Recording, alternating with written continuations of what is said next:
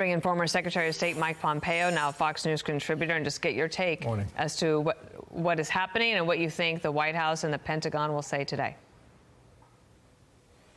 Well, Bill and Dana, thanks for having me on this morning. It's pretty clear that the Biden administration's policies have resulted in a huge conflagration.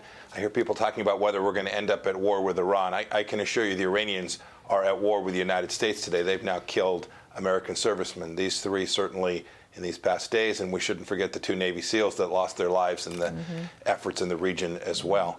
Dana, Bill, if we stay on our back foot, if we continue to be reactive, if we continue to say, gosh, when they do something, we're gonna hold them accountable, the Iranians will continue at this. And it will not only be in Israel and Gaza, it will be all across the world. They are the world's largest state sponsor of terror. They're deeply connected to Iran and China. And until President Biden manages to restore deterrence, I think we're risking escalation continuing in exactly the way we've seen it happen in these past weeks. Well, a couple of things here. They've been trying not to get this thing to blow up and escalate more than it already has. Here's the missile range that Iran has today. This is probably quite stunning. Ballistic and cruise missiles. I mean, if you want to make the case, sir, they could hit eastern India and they could hit mainland Europe. The axis of resistance, put this up here.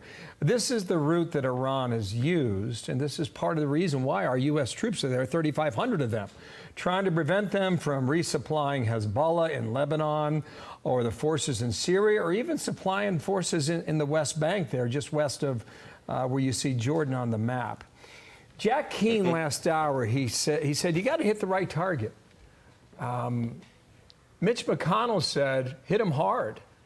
Lindsey Graham says you have to go after Iran inside of Iran.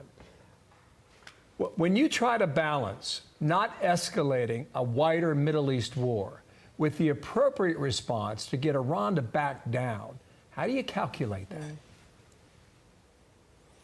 Well, Bill, I've had to do that. I've been sitting in exactly the same spot Secretary Blinken is in today, where he's advising President Biden. I was advising President Trump when there was risk that we were going to lose deterrence. Two thoughts. First, it matters who the deterror is. The same strike taken by our administration will actually feel very different to the Iranians than one taken by President Biden because of Afghanistan, because of what's happening in Europe. He is perceived as weak instead of strong.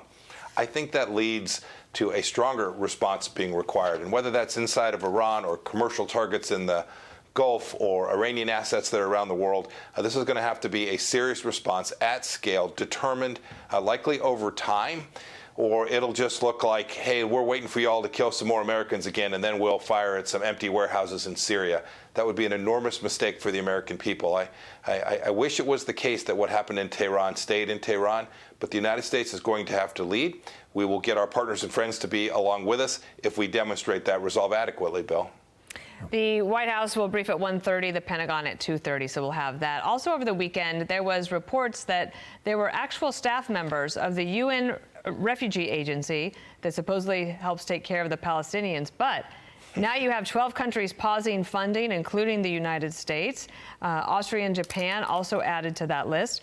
And now here's the Israel dossier detailing UN staffers' involvement in the Hamas attack. Watch here.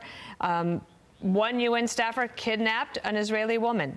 One UN staffer raided a kibbutz and participated in violence. And one doled out ammunition to Hamas fighters, in addition to the other support that we've seen.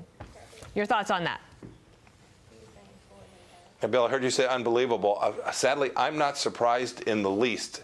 It's the very reason we stopped funding UNRWA in the Trump administration. This is known. We have known that this was a corrupt institution. We have known that the difference between an UNRWA employee and someone working on behalf of the Iranians has always been difficult to distinguish. We knew a lot of that money was going towards educating with the most anti-Semitic educational tools available. We should have stopped funding UNRWA. We did. The Biden administration turned it back on, and you can see the direct result of this.